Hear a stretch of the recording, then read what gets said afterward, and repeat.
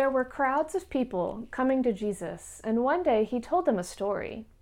He said, there was a farmer who went out to plant his seeds, and while he was scattering the seeds, they fell in different places. And some of the seeds fell on the path, and they got stepped on, and birds came and ate them. Some of the seeds fell on the rocks, and they grew into plants, but they didn't have any roots, and so they soon wilted.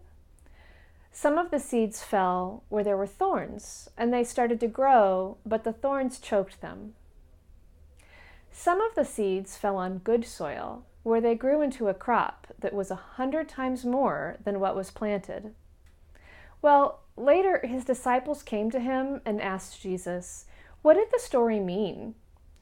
And Jesus said, "Well, the seeds are God's word, and the seed that was eaten by birds is like when people hear God's word, but before they can believe it, Satan comes and snatches it out of their hearts. The seed that fell on the rocks is like when people receive God's word joyfully, but they don't have any roots, and when testing comes, they fall away.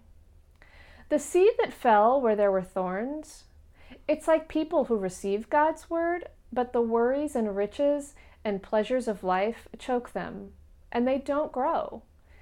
The seed that fell on good soil, though, is like people who receive God's word and they cling to it, and it produces in them a huge harvest." And then someone told Jesus that his mother and brothers were outside wanting to see him, and he said, "My mother and brothers are the ones who hear God's word and do what it says."